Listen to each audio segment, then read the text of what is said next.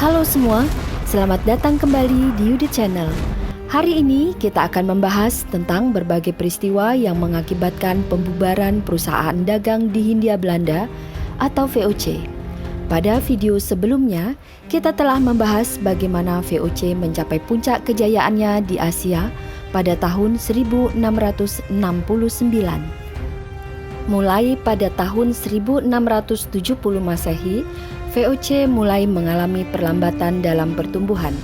Dinasti Ming di Cina digantikan oleh dinasti Qing yang mengakibatkan tersendatnya pasokan sutra. Pada video sebelumnya disebutkan bahwa VOC membutuhkan logam mulia sebagai alat pembayaran pada para pedagang di Nusantara. Namun, Jepang mulai mengetatkan peraturan ekspor logam mulia yang mempengaruhi kegiatan dagang VOC. Perang antara Inggris dan Belanda yang ketiga pada tahun 1672 sampai dengan 1674 sangat mengganggu kegiatan dagang VOC. Karena Inggris mempunyai posisi dagang dan militer yang kuat di India. Perusahaan dagang Inggris, Prancis, dan Denmark secara agresif menguasai perdagangan lada. VOC tidak tinggal diam dan berusaha membangun kekuatan di India. Namun, berbagai kekalahan di pertempuran membuat VOC tergeser dari India. Pada awal abad ke-18, mulai ada pergeseran kebutuhan konsumen di Eropa. Mereka tidak lagi hanya membutuhkan rempah, tetapi juga teh, gula, dan tekstil. Namun, laba yang diperoleh dari komoditas-komoditas ini jauh di bawah perdagangan rempah. Jika sebelumnya VOC mampu memperoleh laba besar dari rempah dengan kapal dagang yang relatif kecil, VOC terpaksa membangun kapal-kapal dagang besar agar dapat membawa teh dan tekstil dalam jumlah yang besar ke Eropa. VOC terpaksa mulai beralih dari pola dagang volume kecil dengan laba besar ke pola volume besar dengan laba kecil.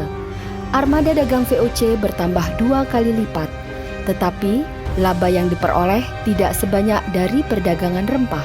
Pada saat tersebut, VOC mengalami fase profitless growth atau mengalami pertumbuhan volume dagang namun tanpa mendapatkan laba yang besar.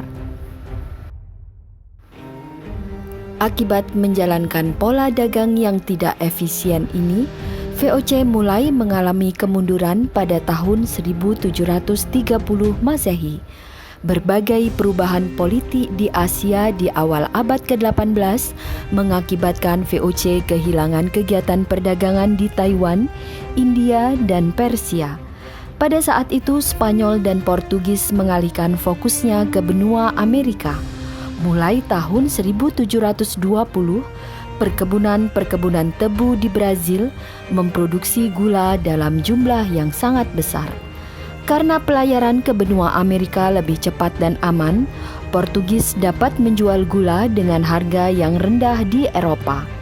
Hal ini mengakibatkan VOC kalah bersaing dalam perdagangan gula. Banyak pedagang-pedagang gula di Batavia bangkrut yang mengakibatkan pengangguran massal. Hal ini juga mengakibatkan berbagai masalah sosial dan kerusuhan di Batavia yang pada akhirnya merusak reputasi VOC di Eropa. Sistem perusahaan dagang VOC di Asia kalah efisien dibandingkan pesaing-pesaingnya dari negara-negara lain. Semua komoditas dikumpulkan di Batavia terlebih dahulu sebelum dikirimkan ke Eropa. Sedangkan para pedagang Inggris mengirimkan barang langsung dari Cina ke Eropa. Pegawai VOC dibayar relatif rendah dibandingkan perusahaan dagang saingan yang menimbulkan berbagai macam praktek korupsi. Begitu parahnya korupsi di kalangan pegawai, saat itu VOC disindir dengan sebutan "vergaan under korupsi" atau hancur akibat korupsi. Perang antara Inggris dan Belanda yang keempat antara tahun 1780 hingga 1784 membawa pukulan yang sangat berat bagi VOC. Akibat berbagai serangan Inggris ke armada dagangnya, VOC kehilangan setengah dari seluruh jumlah kapal dagang dan kapal perangnya. Belum lagi banyaknya kekalahan perang VOC di Nusantara. VOC tidak lagi sanggup pulih dari kerugian yang sangat besar ini. Hingga pada tanggal 1 Maret 1796, VOC secara resmi dibubarkan dan dinasionalisasi oleh pemerintah Belanda. Wilayah Nusantara yang sebelumnya dikuasai VOC ditransfer menjadi wilayah Dutch East Indies atau Hindia Belanda Timur. Gubernur Jenderal VOC yang terakhir yaitu Pieter Gerardus van Overstraeten kemudian dilantik menjadi Gubernur Jenderal Transisi Hindia Belanda. Terima kasih telah menyaksikan video ini. Jangan lupa untuk kembali lagi menonton video-video lainnya yang lebih menarik dan mengedukasi. Sampai jumpa lagi.